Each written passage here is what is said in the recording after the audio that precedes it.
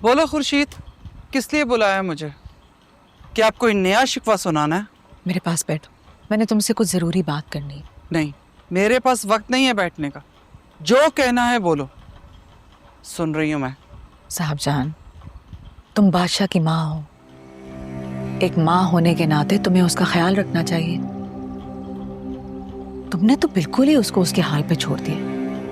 बादशाह मेरी जिम्मेदारी है, और जिस दिन से वो पैदा हुआ है मैंने हमेशा उसकी हर गमी खुशी को समझा भी है और संभाला भी है।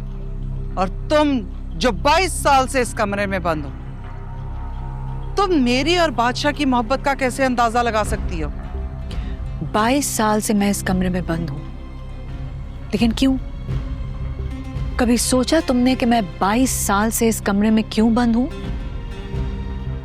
क्योंकि इस हवेली के रस्म और रिवाज सब ने मिलकर मुझे यहां कैद कर रखा है। और ये कैद, ये सजा सिर्फ इसलिए है क्योंकि मैंने इस निजाम के खिलाफ जाने की कोशिश की,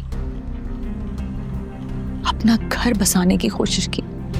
बगावत की यही सजा होती है जो तुमने खुद चुनी है। तुम इस हवेली के निजाम को बुरा नहीं कह सकती। ये निजाम जहांदाद का बनाया हुआ निजाम, जहां पर औरतों के सवाल करने पर पाबंदी है, जहां पर औरतों की राय, उनकी सोच को दबा दिया जाता है।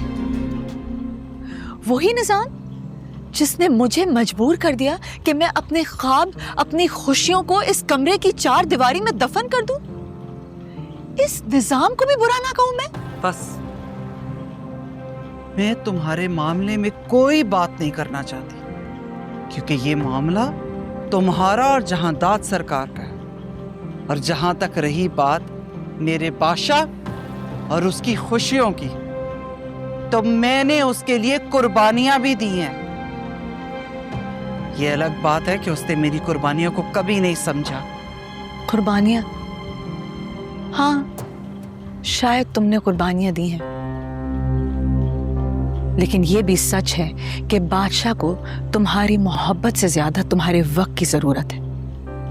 तुम्हारी सख्ती, तुम्हारी गफलत ने उसमें वो खला पैदा कर दिया जिसका शायद तुम्हें खुद भी अंदाजा नहीं।